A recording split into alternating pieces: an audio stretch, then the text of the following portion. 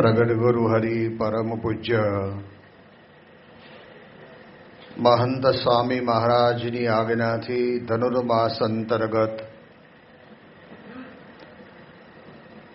મુંબઈ નગરની અંદર જુદા જુદા વિસ્તારોની અંદર 5 દિવસીય પારાયણના જુદા જુદા સંતોના વક્તવ્ય દ્વારા કરવામાં આવ્યું છે. આજે એક ઐતિહાસિક દિવસે આપણી 5 દિવસીય પારાયણનો પ્રારંભ આપણે કરી રહ્યા છીએ. આજના દિવસે ભગવાન શ્રી રામચંદ્રજી પોતાના મૂળ જન્મસ્થાન ઉપર બંધાયેલા મંદિરની અંદર પ્રતિષ્ઠિત થયા. એવા પવિત્ર દિવસની અંદર આપણે પ્રારંભ કરીએ છીએ. તમને બધાને ખબર જ છે કે શ્રી હરિ ગીતા ઉપર આપણે પારાયણ કરવાના છીએ. આપણે એટલું જરા વિચારવાનું છે શરૂઆતની અંદર કે ગીતા એટલે શું. ઘણી વખત કોઈક વ્યક્તિ પોતે પોતાના જીવનની અંદર સાહિત્યની અંદર ઊંડો ઉતરેલો હોય તો એને એવું કહેતો હોય છે કે ભાઈ ગાઈ શકાતું હોય એને ગીતા કહેવાય, વાંચી શકાય એને વાંચન કહેવાય. આ પ્રકારનો વિચાર એ પોતાનો રજૂ કરતો હોય છે. પણ આપણે ત્યાં આગળ આધ્યાત્મિક માર્ગની અંદર પૃથ્વી ઉપર સમય પ્રમાણે ભગવાન પ્રગટ થાય છે. અને એ ભગવાન પ્રગટ થાય છે ત્યારે ભગવાન પોતે પોતાના ભક્તોને જ્ઞાન આપે છે, એને ગીતા કહેવાય છે. પછી શબ્દના સ્વરૂપની અંદર જ્ઞાન આપવામાં આવ્યું હોય કે પછી શ્લોકના સ્વરૂપની અંદર જ્ઞાન આપવામાં આવ્યું હોય, પણ એને કહેવાય તો ગીતા. અને એટલા જ માટે આપણા શાસ્ત્રોની અંદર જ્યાં જ્યાં ભગવાન પ્રગટ થયા ત્યાં ત્યાં ભગવાને જ્ઞાન આપ્યું. આપણે જાણીએ છીએ કે ભગવાન રામચંદ્રજી અને લક્ષ્મણજી ને માતા સીતા એ કૈકેયીના વચન વડે કરીને જ્યારે જંગલની અંદર જવા માટે નીકળ્યા ત્યારે સુમંત નામના એ મંત્રી પોતે રથની અંદર બેસીને સામે કિનારે મૂકવા માટે જાય છે. સામે ગુહુ નામના રાજાનું રાજ્ય હતું. આદિવાસી વિસ્તારની અંદર રહેનારી આ પ્રજાને ક્યારેય પણ ભગવાન રામના દર્શન થયેલા નહીં. અને એવા સમયની અંદર એ રાજ્યની અંદરથી પસાર થવા માટે નીકળેલા ભગવાન રામચંદ્રજી, લક્ષ્મણજી મહારાજ અને માતા સીતા એ તમસા નદીના કિનારાને પાર કરીને સામેને ભાગે ગયા. ત્યારે તે વખતના સમયની અંદર સૂર્યનારાયણ પોતાની અજવાળાની જે પ્રભા છે એને અસ્ત કરી બેઠેલા અને અંધારું થવાની તૈયારી હતી. પરંતુ રામચંદ્ર ભગવાન કૈકેયીના વચન ઉપર તાપસ વેશ ધારણ કરીને નીકળેલા હતા. એમણે જંગલની અંદર જઈને તપસ્વીનો વેશ લીધો એવું નથી. આપણી ઇતિહાસની ગૌરવ ગાથા એવું કહે છે અયોધ્યાની અંદરથી જ્યારે નીકળ્યા ને ત્યારે એમણે વલકલ વસ્ત્ર પહેર્યા, માથાની અંદર જટા બાંધી અને સાથે તીરનો ભાથો પણ સાથે રાખ્યો. આ પ્રકારે નીકળેલા હતા ને ત્યારે તે વખતે ગુહુ રાજાની રાજ્યની અંદર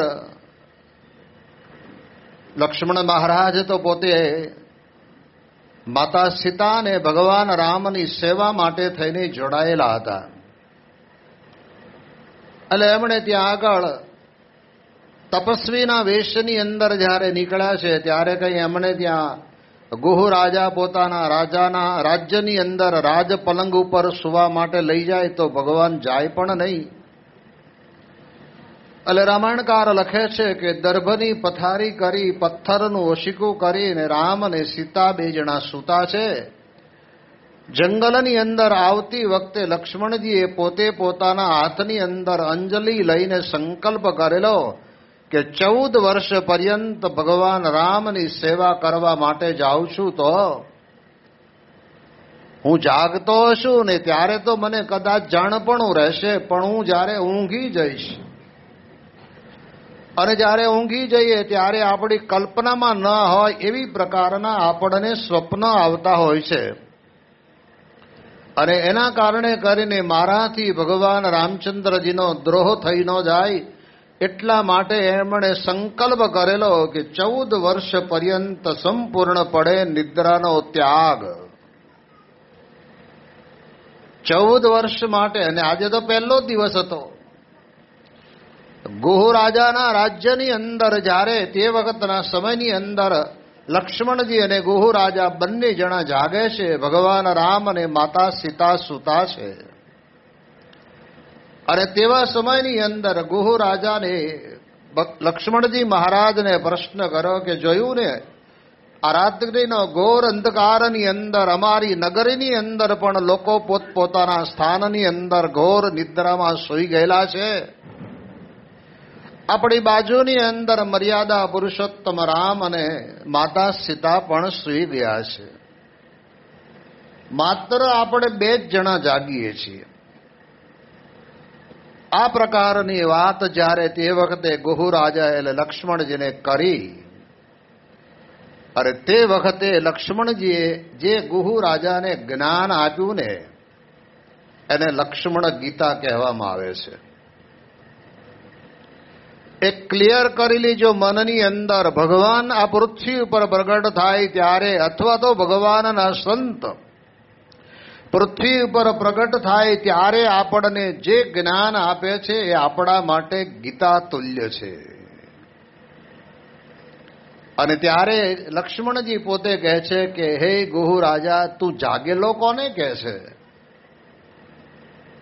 જ્ઞાન અજ્ઞાનમાંથી આપણને અજવાળામાં લઈ જાય એનું નામ જ્ઞાન. અણસમજણની અંદરથી આપણને સત્ય સમજણને વિશે લઈ જાય એનું નામ જ્ઞાન. પરબ્રહ્મ પરમાત્માના સ્વરૂપનું અદ્ભુત જ્ઞાન આપણા જીવનની અંદર આપણને પ્રાપ્ત થાય એનું નામ જ્ઞાન. અરે ત્યારે ગુહુ રાજાને લક્ષ્મણજી મહારાજ પોતે કહે છે, જાનીએ જબહી જીવ જગ જાગા, જાનીએ જબહી જીવ જગ જાગા, જબ તબ વિષય વિલાસ વિરાગા, જબ તબ વિષય વિલાસ વિરાગા, જાનીએ જબહી જીવ જગ જાગા, જાનીએ જબહી જીવ જગ જાગા. હે ગુહુ રાજા, જાગ્યો કોણ? જાનીએ જબહી જીવ જગ જાગા. રાત્રિના સમયની અંદર આ પાયલોટો પ્લેન ચલાવતા હોય એ લોકો પણ જાગેલા જ કહેવાય છે. રાત્રિના ઘોર અંધકારની અંદર ટ્રેનના ડ્રાઈવરો ટ્રેન ચલાવતા હોય એ પણ જાગેલા જ લોક જગતની અંદર કહેવાય છે. રાત્રિના સમયની અંદર એસટીના ડ્રાઈવરો, ગાડીઓના ડ્રાઈવરો એ સવાર સુધી પોતે ગાડી ચલાવતા હોય તોય એ જાગેલા છે. અરે કેટલીક મોટી મોટી કંપનીઓની અંદર 3 પ્રકારની પાળી હોય ને એ પાળીની અંદર રાતના 12 થી સવારના 8 વાગ્યા સુધી એ પોતાના કાર્યક્ષેત્રની અંદર નોકરી બજાવે ને એ જાગેલો જ કહેવાય છે. પણ એ આપણા શાસ્ત્રો આપણને કહે છે કે લોક જગતની અંદર જાગેલો છે. આધ્યાત્મિક જગતની અંદર જાગેલો કોણ? અજ્ઞાન. ગીતાનો અર્થ આ થાય છે. કે આપણને સવળું સમજાવે છે. લક્ષ્મણજી મહારાજ કહે છે કે જાનીએ જબહી જીવ જગ જાગા, જાગ્યો ક્યારે કહેવાય? તો કે જબ તબ વિષય વિલાસ વિરાગા. જ્યાં સુધી આપણને વિષય તરફથી વૃત્તિ પાછી વળી નથી, વૈરાગ્ય થયો નથી, ત્યાં સુધી આપણે સૂતેલા છીએ. એકમાત્ર લક્ષ્મણ ગીતાનું આ એક સૂત્ર જો વ્યક્તિના જીવનની અંદર સમજાઈ જાય ને તો આજે એના જીવનની અંદર બીજો કોઈ લાંબો વિચાર કરવો પડે નહીં. સંસારને માર્ગે તો બધાય જાગેલા છે. અને આ જ વાતને ભગવાન કૃષ્ણ પરમાત્મા પોતે શ્રીમદ ભગવદ્ ગીતાની અંદર અર્જુન મહારાજને કહે છે કે યા નિશા સર્વભૂતાનામ તસ્યામ સાગ્રતિ સંયમી સમ જાગ્રતિ ભૂતાની સા નિશા પશ્યતો મુને. હે અર્જુન, આ લોકની અંદર કોણ જાગેલું છે અને કોણ સૂતેલું છે? બાહ્ય દ્રષ્ટિ વડે કરીને આપણે સભામાં બેઠા છીએ, સભામાં બેઠો બેઠો મારા જેવો કોઈ ઊંઘતો હોય ત્યારે આપણને જોઈને લાગે કે માળો આ ઊંઘે છે. આપણે એવું વિચારીએ છીએ કે આપણે જાગીએ છીએ, પણ એની આંખો બંધ હોય ને આંખની બંધ રાખી એકાગ્રતા રાખીને જે અહીંયા આગળ ગીતાના આધાર ઉપર જે શબ્દ નીકળે ને એ શબ્દને પકડી લે ને એ સાચો જાગેલો છે. અને જાગવા માટે થઈને આપણને કહે છે કે આપણા જીવનની અંદર અનંત જન્મથી આપણે સુતા સુતા જ આવ્યા છીએ. આપણું સુવાનું ક્યારેય પૂરું નથી થયું. આ તો અત્યારે આપણે મનુષ્યના શરીરની અંદર છીએ એટલે અમે તો હમણાં છેલ્લા 6-1 દિવસથી આ પારણ નિમિત્તે જ્યાં ત્યાં ઠાકોરજીનો થાળ જમવાનો હોય કે પછી પધરામણી કરવાની હોય ને ત્યાં તમારા બધાના ઘરોની અંદર જઈએ ત્યારે બહારથી ભલે એલિવેશન કે એટલું બધું સારું ન હોય, પણ અંદર જાઓ એટલે રહેવાની, બેસવાની, ઉઠવાની, ખાવાની, પીવાની બધી જ સગવડતા ફૂલ અંદર હોય અને એની અંદર તમે ખૂબ શાંતિથી રહેતા હો છો. પરંતુ કહેવાનું છે કે એમાં જાગવું એટલે શું? યાદ રાખવા જેવું છે. એની અંદરથી આપણે જાગવું એટલે આપણા માટે આપણને સંતો કહે છે કે આ કાયામાંથી હંસલો રે અચિંતાન ઉડી જશે. આ કાયામાંથી હંસલો રે અચિંતાન ઉડી જશે. કોણ માણી શકે કાળને રે વાણું કાલે કેવું આશે. કોણ માણી શકે કાળને રે વાણું કાલે કેવું હશે. તારા મોટા મોટા બંગલા રે મોટર ને વાડી ગાડી. તારા મોટા મોટા બંગલા રે મોટર ને વાડી ગાડી. તારી માયા મોડી મેલીને રે ખાલી હાથે ચાલો જશે.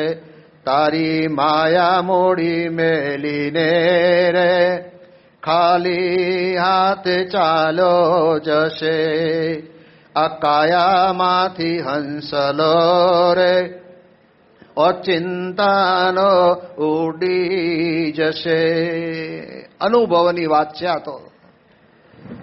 હવે સારંગપુરમાં સદગુરુ સંત સ્વામી પોતે વાત કરતા કે પોતાના હાથ વડે કરીને અથવા તો પોતે કેટલા 50 માણસની સ્મશાન યાત્રામાં ગયો હોય અને જાય ત્યારે બધાની સાથે સાથે કોઈ રડતું હોય તો રડવું પડે, કોઈ ધૂન બોલાવતું હોય તો ધૂન બોલવી પડે.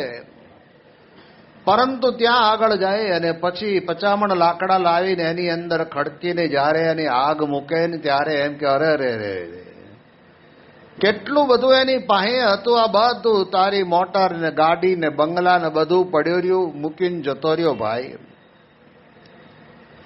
એ આપણી નજરે જોઈએ છીએ અને જોયા પછી પણ આપણા અંતરની અંદર આપણને વિચાર આવે કે મારું આપણે એક દાડો મૂકીને તો જવાનું જ છે. પણ ઘરે આવીને નાહી ધોઈને વાઘ બકરી છાપ ચા પીવે ને એટલે તરત વિચાર કરે કે આજનો બજારનો ભાવ તો જોવો. જ્ઞાન આપણને અટતું નથી. પ્રેક્ટિકલ વસ્તુ જોયા પછી પણ આપણને અટતું નથી. અહીંયા બેઠા એમાંથી તમને પ્રશ્ન પૂછું, કોઈને વીંછી કાઢ્યો છે? આમાંથી કોઈને વીંછી કાઢ્યો હોય તો ઊંચી આંગળી કરો.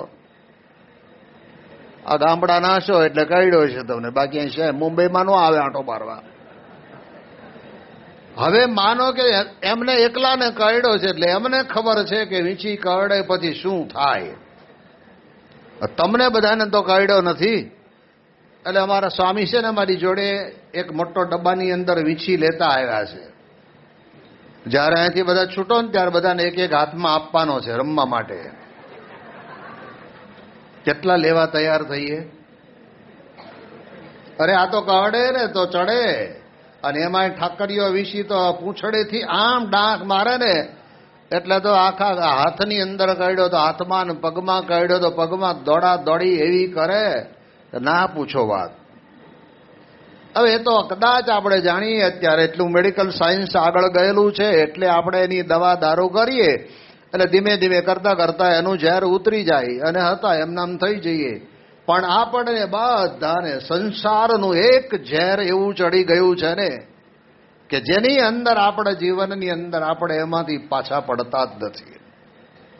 એ ઝેરને કાઢવા માટે થઈને આપણે આપણા જીવનની અંદર આપણા શાસ્ત્રો આપણને એમ કહે છે કે તમે બને એટલો જીવનની અંદર સત્સંગ કરો. સંતના સમાગમ વડે કરીને આપણને કંઈક વાત સમજાશે. અરે ભગવાન સ્વામિનારાયણ પોતે ખુદ બોલ્યા.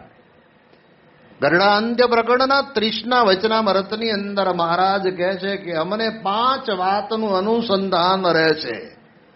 તમને 10 વાતનું રહેતું છે કદાચ, કે હવારે આના ચેક લેવા છે ને બીજાને પાછા આપવા છે ને આટલી ઉઘરણી કરવા જવું છે ને ઘેરે થોડો સામાન તેલ ને ગોળ ઘી થઈ રહ્યું છે એ લાવવું છે ને અનુસંધાન જે કરવું પડતું હોય એનું અનુસંધાન આપણને રહે છે. ભગવાન સ્વામિનારાયણ આપણને આધ્યાત્મિક માર્ગની અંદર કેવું બતાવે છે.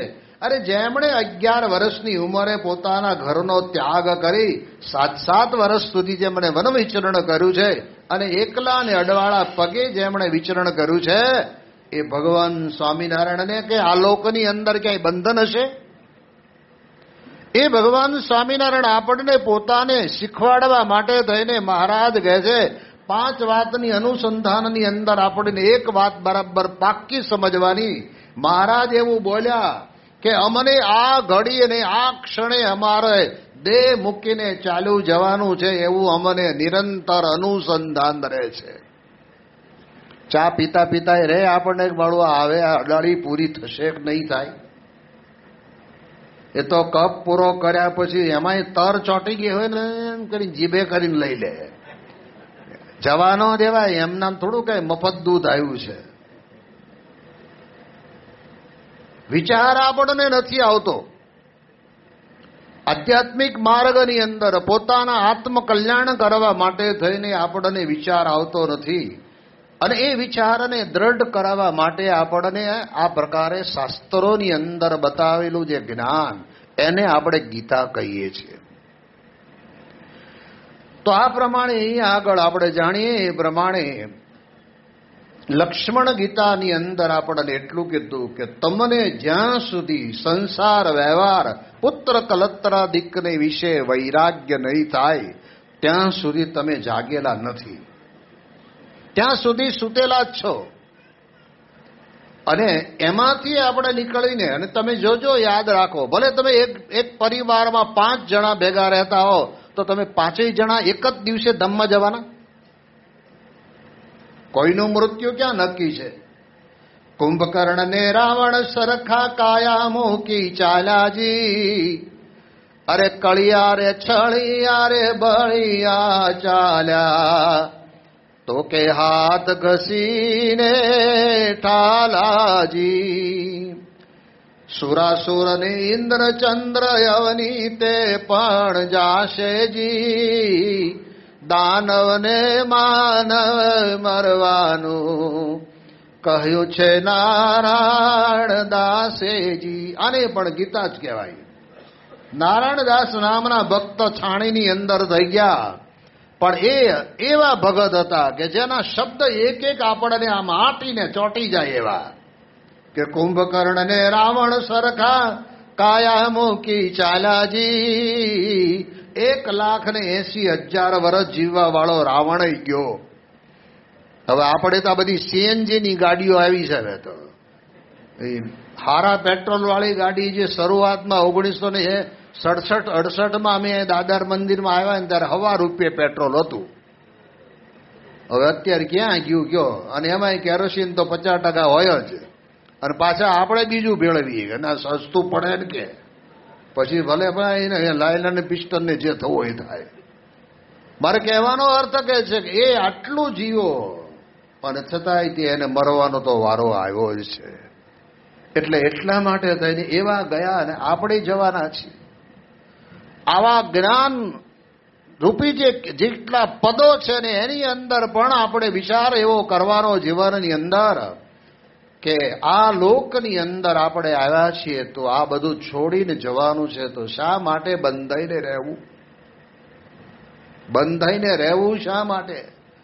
અત્યારે તમે બધા સભામાં બેઠા છો, જે પાથાણા ઉપર બેઠાણા છો એ પાથાણા ઉપર બંધાઈ ગયા છો. હમણાં સભા પૂરી થશે એટલે ઊભા થઈને હાલતા દશું. વાળવા વાળા વાળે, હંકેલવાનું જેને હોય સ્વયંસેવકો મૂક્યા છે, આ બધા બ્લેક એન્ડ વ્હાઈટ વાળા છોકરાઓને એ હંકેલ છે. આપણે ઊભા થઈને ખંકેલી હાલ્યા, પતી ગયું. આપણે કઈ ચોટતા નથી. તમે બસની અંદર બેસીને જાઓ ને, તમે જે જગ્યાએ બેઠા હોય ને તમારું સ્ટેશન આવે એટલે ઉતરી જાઓ, પછી બીજો આવીને બેહે કે નહીં? અને આપણે ઉતરતા ઉતરતા કે એ બે તો ને આપડી છે, પણ હવે જા ભાઈ, તારે તો આવી ગયું વલસાડ, ઉતરી જા સાનમાનો ડાયો થયા વગર. જ્યાં સ્ટેશન આવે ને ત્યારે તમારે આ મુંબઈની તમારી ટ્રેન છે ને, લોકલ ટ્રેન ને બધી નીકળી છે હમણાં બીજી, એ ટ્રેનમાં જેવું સ્ટેશન આવે ને ઉતરવું ન પડે. ધક્કો એવો અહીંથી આવે ને રૂર કરતા બહાર. ન ઉતરવું હોય તો ઉતારી દે તમને. બોલો, અરે યાદ રાખો, આ ટ્રેન તમને ઉપદેશ આપે છે. આ એક ગીતા છે હો તમારી. ખરેખર ચડવું હોય તો અહીંથી ધક્કો મારે ધક્કો મારે ધક્કો મારે, હા લેતા લેતા ચડ્યા ચડ્યા. નહીતર 1-2 પ્રસંગ એવા સાંભળ્યા છે, અટેક આવ્યો ઉપડી ગયા એમને ધક્કામાં ધક્કામાં, જતાય રહેવાય. એટલે જીવનની અંદર આપણે એટલું તો સમજી લેવાનું છે કે જ્યાંથી પણ આપણને જ્ઞાન પ્રાપ્ત થાય એને શ્રીમદ ભગવદ્ ગીતા કહેવાય. એ ગીતા જ આપણું અજ્ઞાન અને અંધકારને આપણને એમાંથી બહાર કાઢીને સત્સંગની અંદર જોડીને પરમાત્માના ચરણની અંદર મૂકી દે છે. અને એટલે જ લક્ષ્મણજી મહારાજે કહ્યું કે વિષયમાંથી વિરક્ત ન થાય ત્યાં સુધી કોઈ વ્યક્તિ જાગ્યો જ નથી. અમે હમણાં 5 દિવસ ત્યાં આગળ બોરીવલીમાં પારણ કરી તો 5 દિવસ એક ખરખી સંખ્યા રહી નહીં. એના કારણની અંદર તપાસ કરી તો તપાસ કરવામાં કારણ શું આવે કે સ્વામી આવ્યો જ તો ને, પણ મેં મોડો આવ્યો થોડો, કે મને એમ થયું દવા દો ને પૂરું થવા થયું. હવે આજ રહીને કાલ જશું, બધું હરખું જ છે ને, એનું એ જ છે ને, બીજું શું છે? તે હવારે ભાખરી અરે રોટલી દાળ ભાત શાક ખાઈને ગયા ને હાજે ઘેરે આવો ત્યારે ભાખરી શાક હોય તો ખાવો કે નહીં? કે ના ના એનું એ જ છે, કાંઈ ખાવું નથી, થાકી ગયો છે ને મોડો આવ્યો છે, હુઈ જવું. હુઈ જાય. અરે નવું બનાવર આવે કંઈકનું હાલતું હોય ને તો, કે નવું બનાવે મોલતા આવડી મોં કે હાલ બીજું કાંઈ નહીં, નવી ભાખરી નવું શાક બનાવી કે ટાટું કોણ ખાય? સંસારની અંદર યાદ રાખીએ આપણે એક મનાઈ જવું જોઈએ. અને એટલે જ લખ્યું ને કે કોઈ રે ઉગારે મને કાળથી તેને સોંપવું આશીષજી. દુનિયાની અંદર કાળ કર્મ માયાને આ લોકોના જમપુરીના બંધનમાંથી મને ને તમને મુક્તિ કોણ અપાવી શકે એમ છે? એ જ્ઞાત એ વાતો બધી શાસ્ત્રની અંદર આપણને પડેલી છે. અને એના માટે જે ગવાયું છે ને એને જ ગીતા કહેવાય. પછી નામ બદલાશે. હમણાં હું તમને નામ બધા કહીશ ને ત્યારે તમને એમ લાગશે કે ઓહો આટલી બધી ગીતા છે. તો તમને ઘણાને, મને એક ભાઈ કીધું આટલી બધી ગીતા છે તો બધી અંદર અંદર ઝઘડતી જશે ને કે. પણ યાદ રાખજો, આપણા ભારત વર્ષનો સનાતન ધર્મનું એક શાસ્ત્ર કોઈ પણ શાસ્ત્ર હોય ને, પણ એ શાસ્ત્ર ભગવાન વેદ વ્યાસને આધારે કરેલું શાસ્ત્ર હોય એ માન્ય ગણાશે. બાકી મનોકલ્પિત રીતે, પોતાની રીતે, પોતાને મનમાં જેમ ઈચ્છા આવી એમ ભગવાનને કોઈક નિરાકાર કહી દે, ભગવાનના આકાર છે નહીં, ભગવાન આલોકની અંદર આવે ત્યારે એ પોતે સગુણ બનીને આવે છે, અને જ્યારે ભગવાન પોતાના ધામમાં જાય ત્યારે નિર્ગુણ બને છે. આવી પ્રકારની મેલી ઘેલી વાતો કરનારો વર્ગ દુનિયામાં છે. તો આપણે એમાં પડવાનું નથી. આપણે વિચારે કરવાનો છે કે જે ગીતાની અંદર, જે શાસ્ત્રોની અંદર જે વાતો લખી છે એ જ્ઞાન છે, અને જ્ઞાન છે એ આપણા માટે એવું કહેવાય છે કે એક દીવડાનું પ્રતીક છે. આ તો અત્યારે આપણે બધી મુંબઈની અંદર લાઈટો છે, જૂના જમાનાની અંદર લાઈટો ક્યાં હતી? અરે કોડિયાની અંદર આપણે દિવેલિયા ખાંડીને મૂકતા, ને એમાં એક દિવેટની વાટ મૂકીએ અને હળગાવીએ. માળું કોડિયું પણ ભરેલું હોય તો હવાર સુધી ટપક ટપક ટપક ટપક આમ અવજોડું આપ્યા જ કરે. કોડિયું માટીનું છે, એની અંદર રૂની દિવેટ છે, એની અંદર દિવેલિયાનું દિવેલ પૂરેલું છે, પણ એક દિવાસળીની ચિનગારીથી પ્રગટ્યું છે ને ત્યારે ઘરની અંદર અજવાળું આપે છે. આ એ કોડિયું કહેતા દીવો એ મારા તમારા જીવનની અંદર મને ને તમને જ્ઞાનનું અજવાળું કરી આપે છે કે હું કોણ છું. આપણને હજી મનાણું નથી આપણે કોણ છીએ. આપણે આપણા જીવનની અંદર મહારાજે જેમ વચનામૃતની અંદર કહ્યું ને, દરેક વ્યક્તિને પોતપોતાના જીવનની અંદર પોતાપણાનું જ માન. તારામતના વચનામૃતની અંદર મહારાજ કે હું કુળવાન છું, રૂપવાન છું, ધનવાન છું, હું બુદ્ધિમાન છું, વિદ્વાન છું, હું પંડિત છું. આપણે જે જે ક્રિયા કરતા હોય એ ક્રિયા જ આપણે માનીએ છીએ ને આપણે એના રૂપ બની ગયા છે. પણ આપણું નામ સાચું શું છે? અત્યારે યાદ રાખજો, આપણને મહંત સ્વામી મહારાજ ઘણી વખત વાત કરે કે બધા વ્યક્તિ બેઠા છે, દરેક વ્યક્તિનું અલગ અલગ નામ હશે. એ ફઈબાઈએ પાડ્યું હશે કે સંતોએ પાડ્યું છે, પણ એ નામ કોનું? એ માત્ર ને માત્ર નામ દેહનું છે. દેહની અંદર રહેલો જે દીવડો પ્રગટે છે, અજવાળું આપે છે, જ્ઞાન આપે છે, એ આત્મા છે. એ આત્માનું નામ નથી. અને એટલે જ ભગવાન કૃષ્ણ પરમાત્મા શ્રીમદ ભગવદ્ ગીતાની અંદર કહે છે કે નૈનમ છિન્નંતી શસ્ત્રાણી નૈનમ દહતી પાવક. આ આત્માને કોઈ સળગાવી શકતું નથી, કોઈ કાપી શકતું નથી, કોઈ સડતું નથી. એ આત્મા છીએ આપણે. અને યાદ રાખજો, આત્માને જેટલો પરમાત્માની સાથેનો સંબંધ છે એટલો જગત સાથે નથી. પણ આપણે જોરાએ કરીને આપણા જીવનની અંદર, સંસાર વ્યવહારની અંદર આપણે દેહરૂપ મની જ ગયા છીએ. એટલે એના કારણે કરીને આત્માને પણ એની હારે આપણે જોડી દઈએ છીએ, અને એના કારણે કરીને આપણે દેહરૂપ બની ગયા છીએ. આપણને પૂછવામાં આવે તમે કોણ? તો કે હું આ ફલાણો ભાઈ.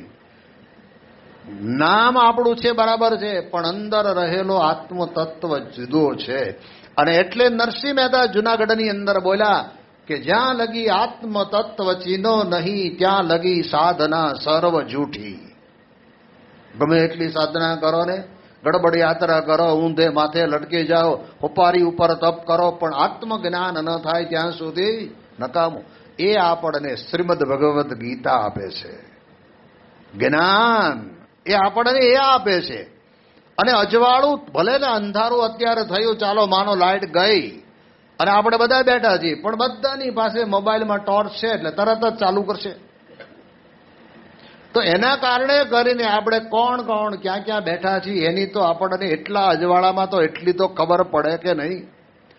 એમ સત્સંગ કરતા કરતા આપણને જ્યારે આવા ગીતા જેવા શાસ્ત્રોની અંદર પડેલી જે જ્ઞાનની વાતો છે એમાંથી કંઈક આપણા જીવનની અંદર આપણને ઉતરે ને, તો એમાંથી પણ આપણને કંઈક પ્રાપ્ત થતું હોય છે. હાથે કરીને ગોતવું હોય તો ગોતી શકાય.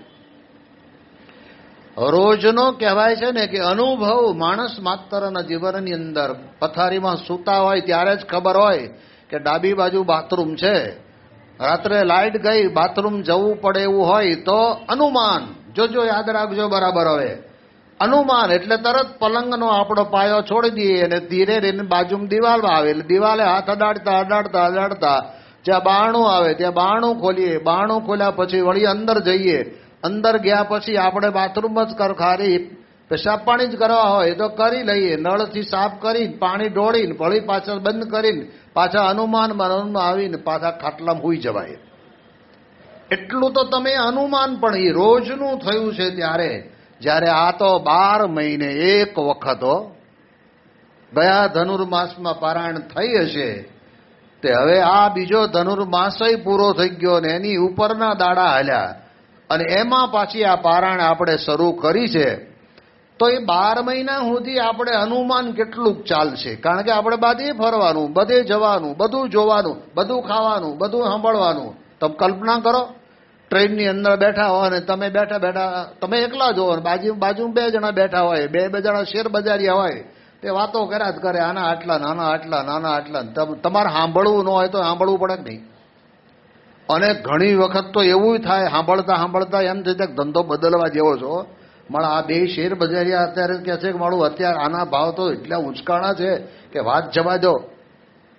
આવું કેટલું ખોટું દુનિયાની અંદર આપણે સાંભળીએ છીએ. બસમાં બેઠા તો બસમાં બીજો બોલતો હોય, જે કંઈ દુનિયાની અંદર બોલા બોલ કરે છે. અને આમ કલ્પના તો કરો, આપણને જો એને કંઈક એનું મીટર આવતું હોય ને કે સવારે ઉઠીએ ને રાત્રે સૂઈએ ત્યાં સુધીમાં આપણે કેટલું સાંભળ્યું, કેટલા ઘંટ સાંભળ્યું, એવું જો આ મીટર આવતું ખબર પડે, ઓહો આટલું બધું સાંભળી નાખ્યું.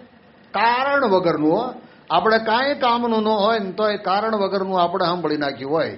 આ તો ઠીક છે અહીંયા આગળ, બાકી ગામડાની અંદર તો અમારા બાપલા બધા સવારના પોરમાં ચા પીને એક ઓટલે આવીને બેઠા હોય ને પછી કે કેમ મોડો આવ્યો, કે આજ મારે ભેંસ મોડી દોવા દીધી. એટલે ઓલાને મનમાં પ્રશ્ન શું થાય કે વહેલા ઉઠવું જોઈએ ને, પણ વહેલા ઉઠ્યા હતા પણ દોવા નહોતી દોતી. એટલે હવે ઓલાને ભેંસ નથી દોવા દીધી, મોડી દોવા દીધી છે. આણે પ્રશ્ન પૂછ્યો, એણે કીધું, એ આના મનમાં રમવા માંડ્યું, મારી કાલે સવારે મારી ભેંસે મોડી દોવા દેવો. ચક્કર ચાલે છે આ, તમે કલ્પના કરો.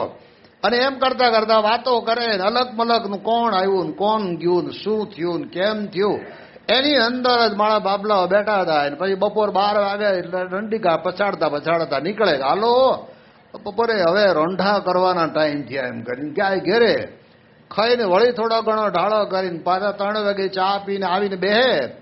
અને સાંજે તો બધા ગાયો ને ભેંસો ને બળદો ને હવેડે પાણી પાવા લઈ જાય, કોઈક મહિલાઓ લઈ જાય, કોઈ પુરુષો લઈ જાય, કોઈ નવી પરડીને કોઈ કન્યા આવી હોય એ લઈને જાય. ત્યાં ડોહલા બેઠા બેઠા આમ નજર કરીને કે ઠોહો મારીને કે ઓલી જો જાય, ખબર પડી કે ઓલો હમણાં પરણ્યો ને એના છોકરાની વહુ, પણ કે એમ તો હાલતાય આવડતું નથી, પગ લંઘાય છે, તારે ઘરે પાણી ભરવા આવવાની છે. કેટલું આમ તમે નજર નાખો ને તો આ કલ્પના, તમને એક નોટબુક આપવામાં આવે ને સવારથી સાંજ સુધીમાં તમને જેટલા મનમાં સંકલ્પ થયા, જેટલું તમે સાંભળ્યું, જેટલું તમે જોયું એ લખવાનું કરો તો 100 પાનાની નોટ ભરાય. હવે એવી 360 નોટો ભરાઈ ગયેલી છે.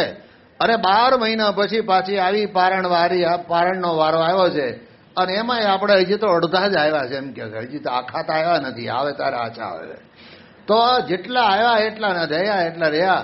મારે કહેવાનો અર્થ છે કે એની અંદરથી સમજવાની જરૂર. પછી મારી પૂર આ જે ફોટો મોકલો ને, એ ઓટલે બધા ડોહલા બેઠા હતા ને એનો ફોટો મોકલ્યો જણાય વિડીયોમાં મને. અને પછી નીચે લખ્યું કે જૂના જમાનાના સીસીટીવી કેમેરા,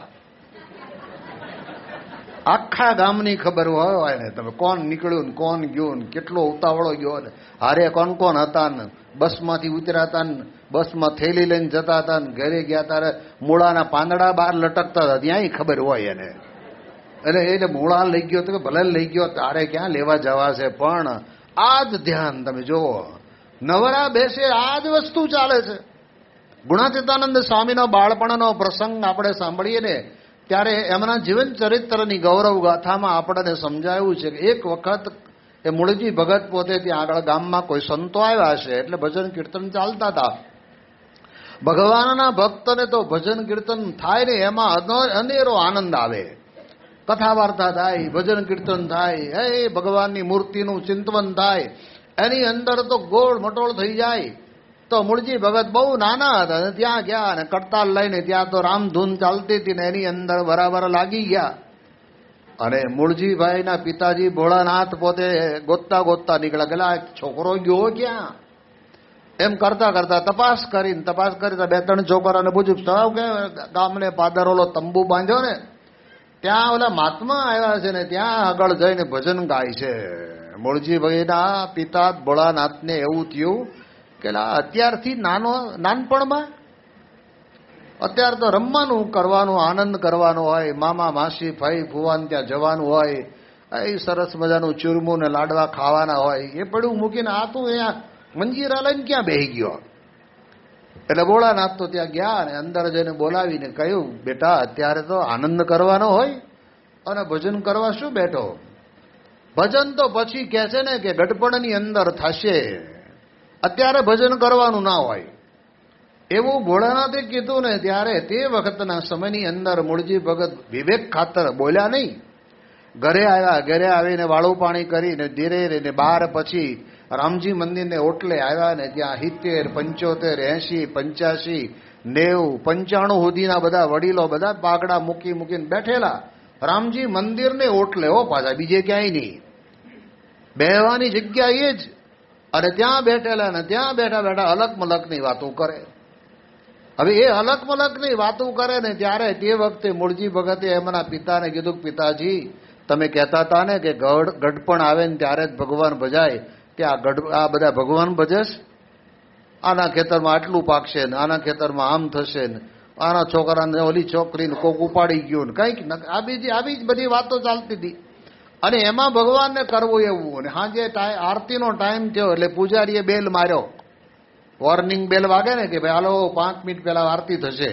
તે પૂજારીએ બેલ માર્યો, બેલ વાગ્યો એટલે બાબલા બધા હાલો ઉઠો ઉઠો ઘેરે જવાનો બેલ પડ્યો. કે તે માથે પાઘડી ટોપું જે હોય લઈને દંડીકો લઈને હાલતા.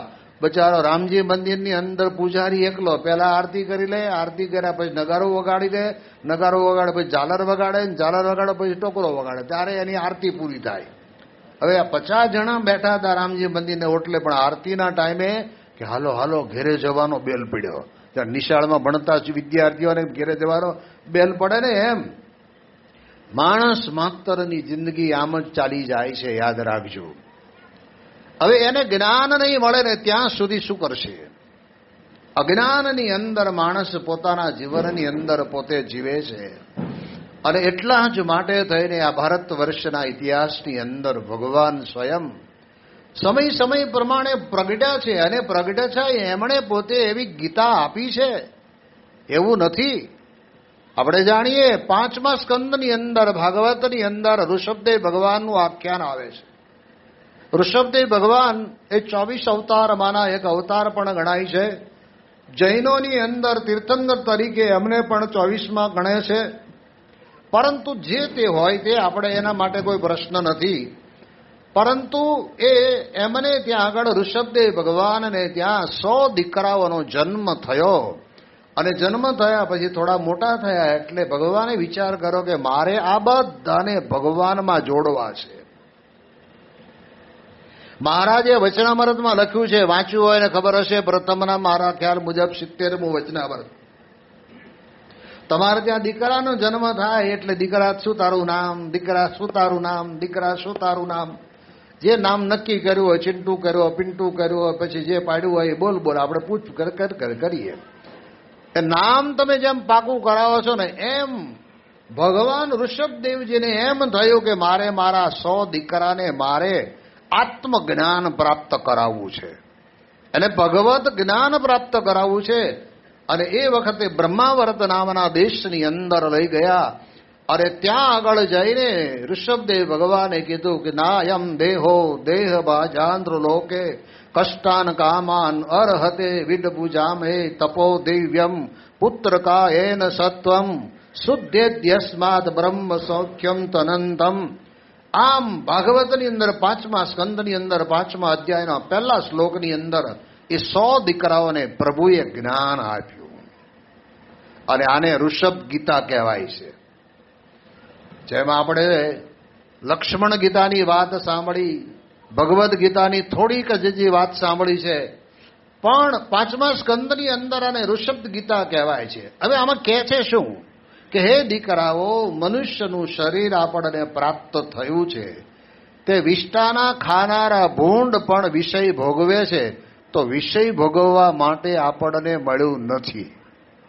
આપણને ભગવાનને તપે કરીને, સંયમે કરીને, ભગવાનને પ્રસન્ન કરીને પોતાના આત્માનું કલ્યાણ કરવા માટે થઈને આપણને આ મનુષ્યનું શરીર મળ્યું છે. આવું અદ્ભુત જ્ઞાન આપે છે. જો આટલું જ આપણને પાકું થઈ જાય ને, જીવનની અંદર તમે વ્યવહારમાં રહો, નોકરી ધંધા કરો, છોકરાઓ જોડે રહો, દીકરા દીકરી પરણાવવા પડે તો પરણાવો, એ બધી તમારી ફરજ છે સંસારમાં છો એટલે. એનો ના નથી, પણ એની અંદર એટલા બધા ઓતપ્રોત ન થઈ જાઓ કે જેના કારણે કરીને તમારી બુધવારની સભા જતી રહે, જેના કારણે કરીને તમારી પારાયણ જતી રહે, જેના કારણે કરીને તમારી અઠવાડિક રવિ સત્સંગ સભા જતી રહે, જેના કારણે કરીને આપણે જે કરવાનું છે એ રહી જાય.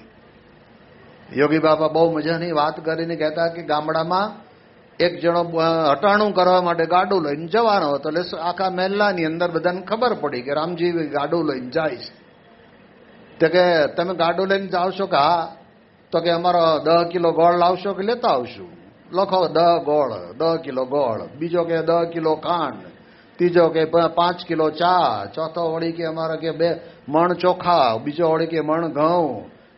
જુદું જુદું બધા આખા મહેલાની અંદર 50 જણા હતા. બધાએ થોડું થોડું લખાયું. અને એમ થયું પેલા આ જેને મગાવ્યું છે ને એનું પેલા લઈ લો, નહીતર રહી જશે તો વળી પાછા આપણને આમ લેવા દેવા વગરની સંભળાવશે. મારું ન લાવ્યા ને વાત છે તારી, એટલે એના કરતા લઈ જ લેવા દે. એટલે બધું લેતા લેતા હાંજ પડીને આ બાજુ ગાડું ભરાઈ ગયું. એટલે હવે કઈ અંદર આવે એવું હતું ને, એનું જ લેવાનું રહી ગયું. આવ્યા ઘરે, ગાડું છોડ્યું, હવ લઈ ગયા. અને ગાડાવાળા ના પત્નીએ પૂછ્યું કે આપણું? તો કે આપણું રહી ગયું. જિંદગીની અંદર તમે કરવા તમારું આવ્યા છો, ભલે તમારે ત્યાં દીકરા થાય, દીકરી થાય, એનું કરજો. વ્યવહાર કરવા, પરણાવા, જે કંઈ તમારી પરિસ્થિતિ હોય એ પ્રમાણે કરજો, એની ના નથી. પણ તમારે વિચાર એ કરવાનો છે કે તમારે ત્યાં તમારો દીકરો ડોક્ટર હોય, અને એ ડોક્ટર હોય તો ડોક્ટર થયેલો ડોક્ટર તમને દીકરો એમ કે પપ્પા ચિંતા ન કરતા હો, તમને ગમે ત્યારે કોઈ પણ પ્રકારનો રોગ થાય તો હું બેઠો છું, એમ કદાચ કે. પણ હાર્ટ એટેક આવ્યો અને અંદરથી હવે આત્મા નીકળવાની તૈયારી કરે ત્યારે તમારો ડોક્ટર તમારું આમ કાંડું પકડીને બેઠો હોય, 1 2 3 કયું? તમારો દીકરો તમારી હાર્ટ એટેક આવ્યા પછી એ ચોથી પલ્સ લાવી નહીં શકે. જો સમજી લેવાનું, સંસારની અંદર છીએ તો આમાંથી હવે આમાંથી જીવ નીકળીને ગયો ક્યાં એ તો આપણને કોઈને ખબર જ નથી. બહુ મહત્વની બાબત છે. અને એટલા જ માટે અહીં આગળ ઋષભદેવ ભગવાન મારા 100 દીકરાઓને કહે છે કે હે દીકરાઓ, આ લોકની અંદર તમે તપો દિવ્યમ પુત્ર કા હેન સત્વમ, તમને સંસારમાં ક્યાંય વૃત્તિ ન થાય એ પ્રકારે તમારા જીવનની અંદર તમે જીવન જીવજો, એને ભગવાનની ભક્તિ કરજો. આ પ્રમાણે જ્યારે કહે છે ને ત્યારે આપણે પણ વિચાર કરવાનો કે આ શરીર મળ્યું છે વિષ્ટાના ખાનારા ભૂંડ. તમને બધાને ખબર હશે નગરપાલિકાનું કામ સાફસૂફીનું તો એ લોકો જ કરે ને. હવે એને 5-6 હાથ બચ્ચા હોય છે ને એ માટીમાં ગમે ત્યાં પડ્યા રહેતા હોય છે, તે આપણે એમ બધું કરવાનું છે? ઘર વ્યવહાર સંસારમાં રહ્યો એની સાથે નહીં, વાંધો નથી ને, ભણાવો પરણાવો બધું કરો, પણ આપણે એટલું નક્કી કરવાનું કે મારે મારું કરવાનું છે. મારે યોગીજી મહારાજ પોતે વાત કરીને કહેતા કે ભાદરવા મહિનાની અંદર જ્યારે શ્રાદ્ધ પક્ષ આવે ને ત્યારે દૂધપાક બહુ સારો બને, અને દૂધપાક બને ને એટલે માખીઓને ખબર પડી જાય કે આપણો હવે બરાબરનો આનંદ લેવાનો સમય આવ્યો છે. એટલે માખીઓનો ઉપદ્રવ એટલો જ હોય. તો બધા એને થાળી લઈને બેહારી દીધા અને વાટકો ભરી દૂધપાક આપ્યો હોય. અને તે વખતના સમયની અંદર આપણે બાજુમાં બેઠા હોય ને બાજુમાં બીજા ભાઈ બેઠા હોય, તો એના વાટક્યા ઉપર માખીઓ બણબણતી હોય ને પડવાની તૈયારી કરતા હોય, આપણે વળી એની વાટક્યાની માખીઓ ઉડાડવા જઈએ ત્યાં આપણા 15 પડે. ડાયો માણસ કોણ કહેવાય? આપણું જ ઉડાડાયો. તમે સંસારમાં ઋણ સંબંધે દીકરા દીકરી પુત્ર, કેટલાક પિતા બન્યા, કેટલાક કાકા બન્યા, કેટલાક કાકી બન્યા, કેટલાક ભાઈ બન્યા, કેટલાક ફુવા બન્યા, કેટલાક મામા બન્યા, કેટલાક મામી બન્યા, કેટલાક ભાણાભાઈ બન્યા, જે બન્યા એ બધા બનાવ્યા. આપણે કોણ છીએ એની જો આપણને ખબર પડે ને તો આપણા જીવનની અંદર આપણને વાંધો ન આવે. આપણા જ ભાણાની માખીઓ આપણે ઉડાડવાની હોય છે. એટલે એના માટે આપણને શાસ્ત્રો કહે છે, એટલે એને કપિલ જેને કહેવાય કે ઋષભ ગીતા કહેવામાં આવે છે. ત્યાર પછી આપણે જાણીએ છીએ ભાગવતના 3જા સ્કંદની અંદર 25મા અધ્યાયથી માંડીને 33મા અધ્યાય સુધી સરસ્વતી નદીના કિનારા ઉપર દેવહૂતિ માતાએ કપિલદેવ ભગવાનને જે પ્રશ્ન પૂછ્યો, અને પ્રશ્ન પૂછ્યો ને એની અંદર જે જવાબ અપાયા છે એ જવાબ આપ્યા છે એને કપિલ ગીતા કહેવાય છે. અને કપિલ ગીતાની અંદર શું પૂછે છે, જોજો મજાની વાત. હવે હું તમને આજે પહેલા દિવસે એવું કહેવા માંગુ છું કે ગીતા એટલે માત્ર કોઈ એક જ શ્રીમદ ભગવદ્ ગીતા જે ગીતા નથી, પણ જેની અંદરથી આપણને કંઈક જ્ઞાન પ્રાપ્ત થાય ને એ આપણા માટે ગીતા. અને એના જ્ઞાન વડે કરીને આપણે આપણા જીવનની અંદર આપણે પ્રગતિને પામી શકીએ, એ આપણા માટે મહત્વનું છે.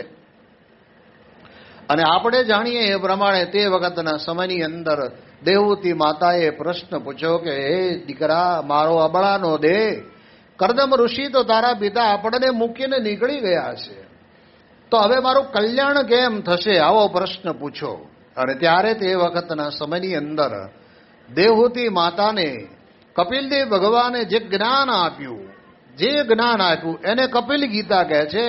અને ભાગવતની અંદર ભાગવત વૈષ્ણવ સંપ્રદાયની અંદર અને કપિલ ગીતા એટલે કપિલદેવ ભગવાનને સાંખ્ય મતના આચાર્ય તરીકે પણ કહેવામાં આવે છે.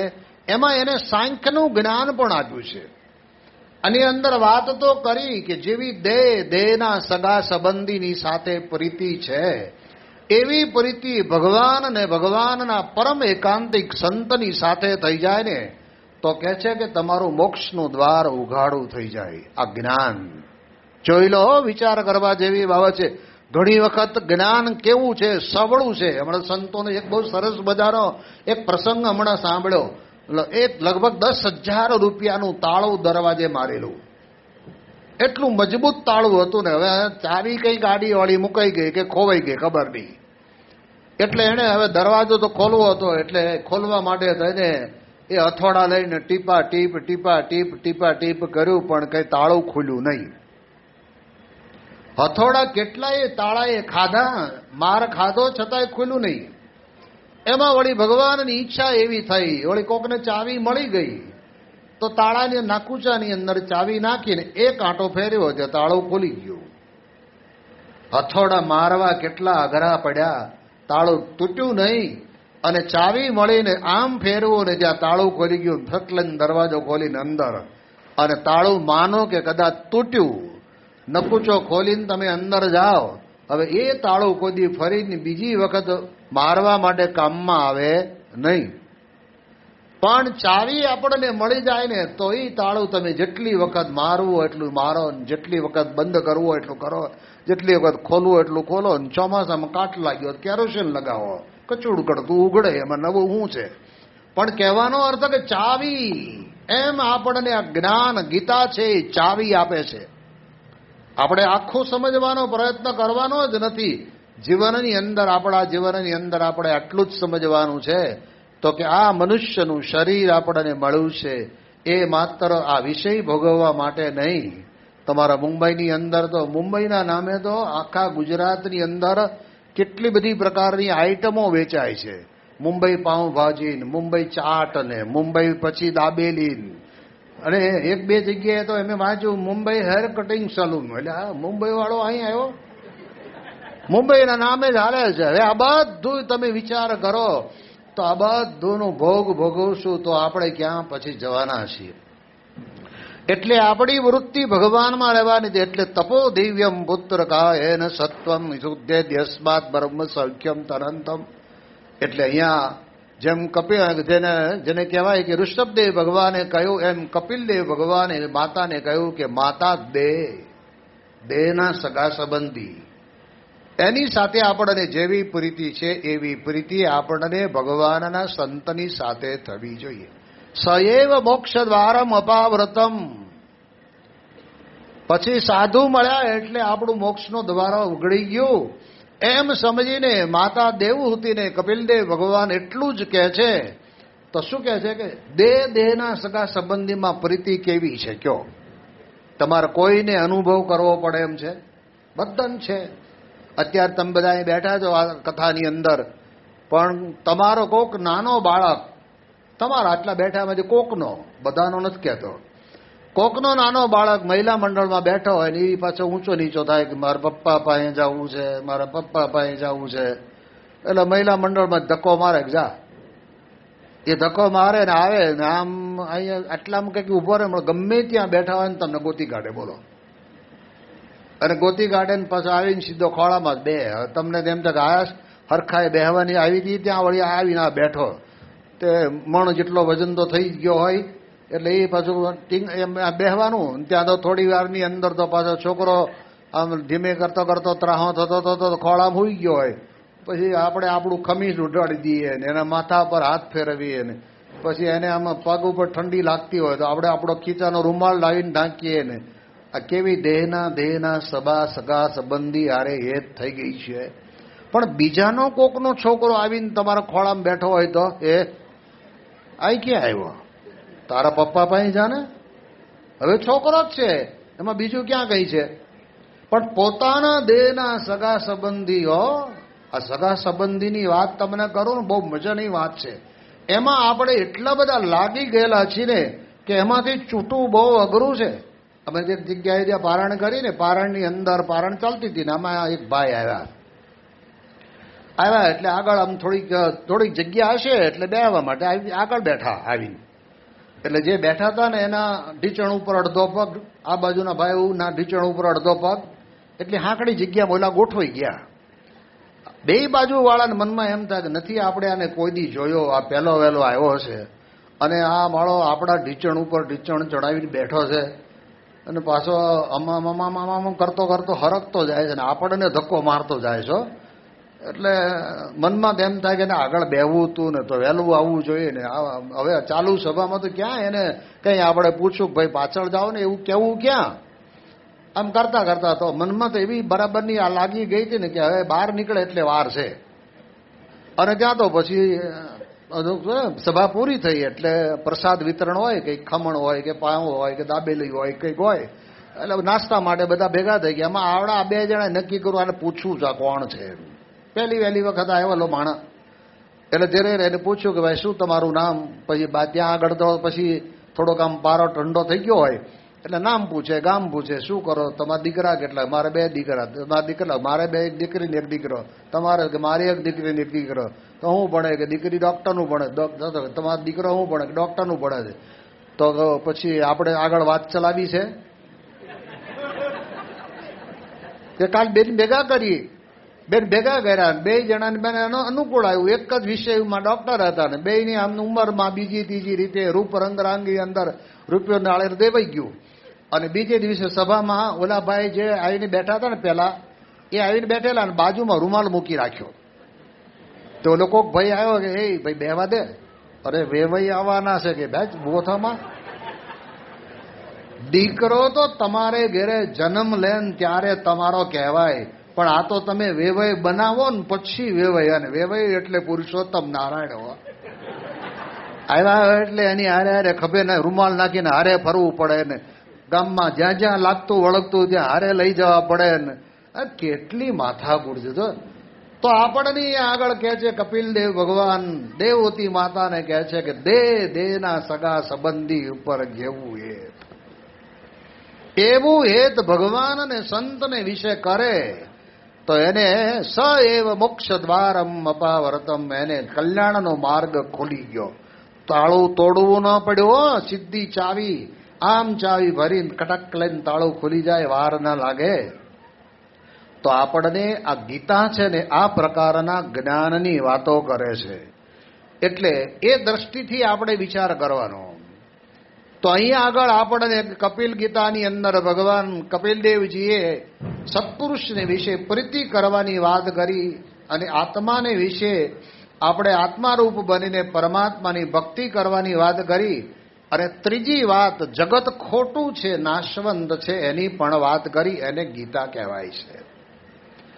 હવે ચોથી વાત આવે છે શ્રીમદ ભગવદ્ ગીતા, કે જે શ્રીમદ ભગવદ્ ગીતાની અંદર સામાન્ય રીતે આપણે જાણીએ છીએ કે યુદ્ધ નક્કી થઈ ચૂકેલું હતું અને એ નૈમિષાણ ક્ષેત્રની અંદર યુદ્ધ મેદાનની અંદર બંને સેનાઓ સામસામે ગોઠવાઈ ગઈ છે, સામસામે શંખ ફૂંકાયા છે.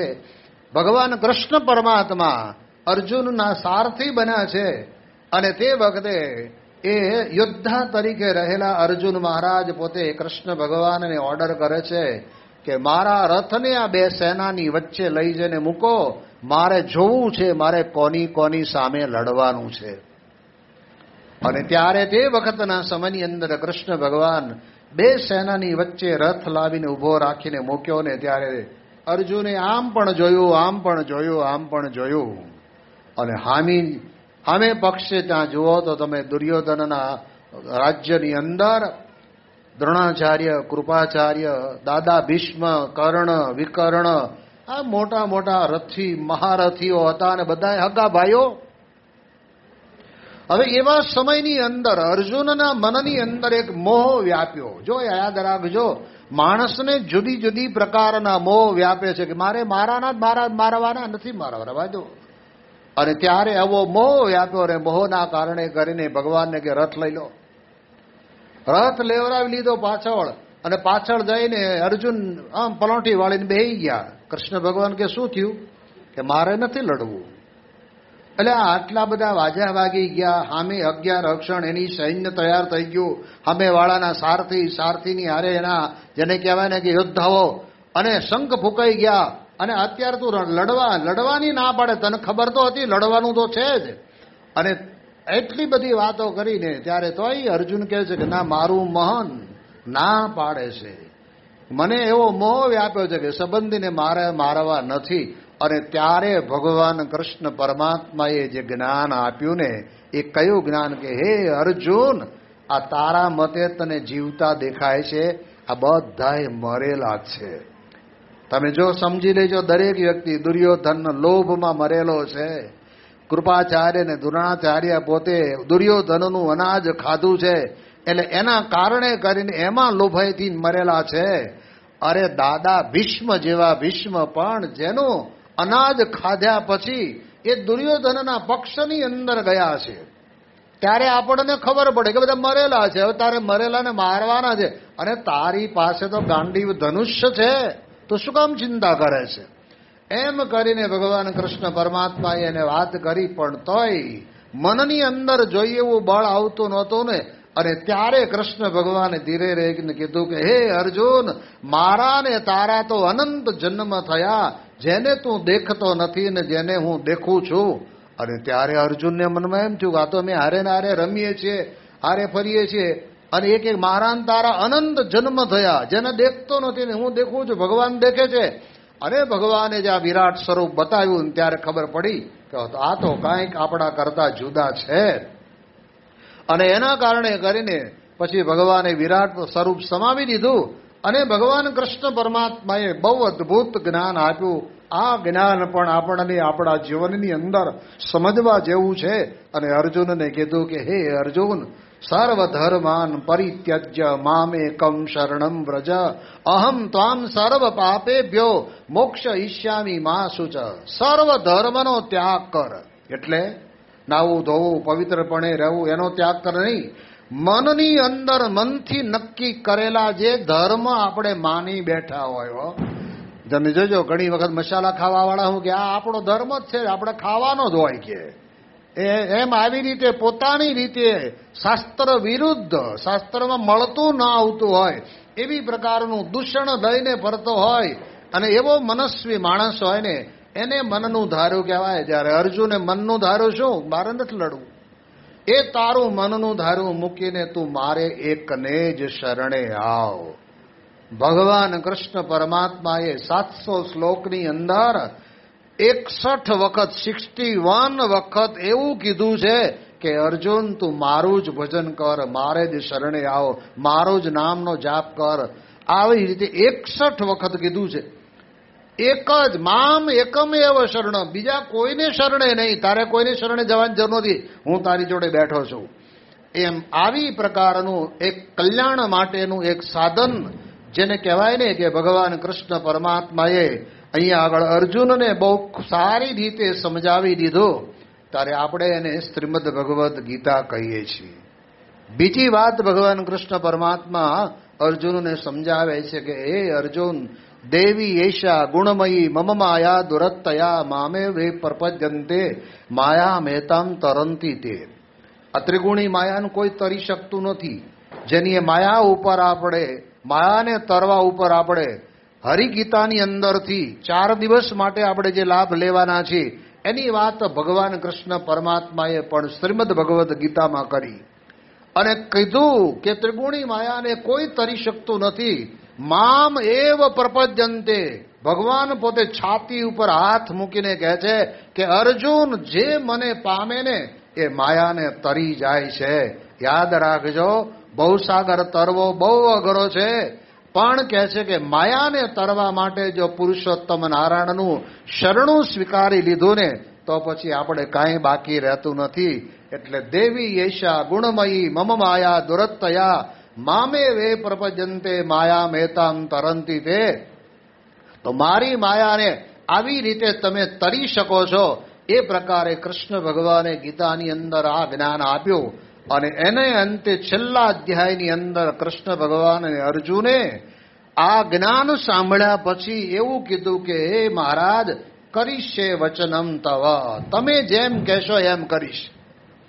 આ જ્ઞાનનો સાર આવીને ઉભો આ રહ્યો. બાકી આખી ગીતા આપણે વાંચી નાખી હોય પણ પછી આપણને પૂછવા કે આમાં તમને શું સારું લાગ્યું, કે બધું સારું જ હતું ને, ભગવાન કૃષ્ણને અર્જુનને જ કહેતા હતા ને.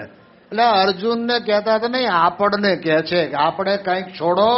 અહમ, સ્વભાવ, પ્રકૃતિ, વાસના, મોડું ઉઠવું, પછી નાયા ધોયા આવીને આ ચા પાણી પી લેવા, એ તો છોડો, બધું કંઈક કરો. આ તો કરો, તમારે ધનુષ નથી મૂકવાના પણ આ તો મૂકો. એટલે આ પ્રકારે ગીતાના જ્ઞાનની અંદર આપણને સમજાવે છે કે માયામાંથી મુક્તિ મેળવવા માટે થઈને આપણને ભગવાનની શરણાગતિ આપે છે. તો એની આવી શરણાગતિ આપણને કોણ અપાવે? તો એના માટે ભગવાન સ્વામિનારાયણના માતુશ્રી ભક્તિ માતા, અને ભક્તિ માતાને જ્યારે તાવ આવ્યો અને ત્યારે તે વખતે ભક્તિ માતાએ બાલપ્રભુ ઘનશ્યામ મહારાજને પ્રશ્ન પૂછ્યો કે હે દીકરા, આ ત્રિગુણી જે માયા છે એ માયાની અંદરથી મુક્તિ કેવી રીતે મેળવી શકાય અને પ્રભુના ધામના અધિકારી કેવી રીતે બનાવી શકાય, એક પ્રશ્ન પૂછાયો છે. એ પ્રશ્નના જવાબની અંદર આપણે છેલ્લા આવતા 4 દિવસ સુધી એ શ્રીહરિ ગીતાની અંદરથી આપણે એનું જ્ઞાન પ્રાપ્ત કરીશું. અત્યારે આપણે અહીંયા કથાને વિરામ આપીશું. શ્રી સ્વામિનારાયણ ભગવાનની જય.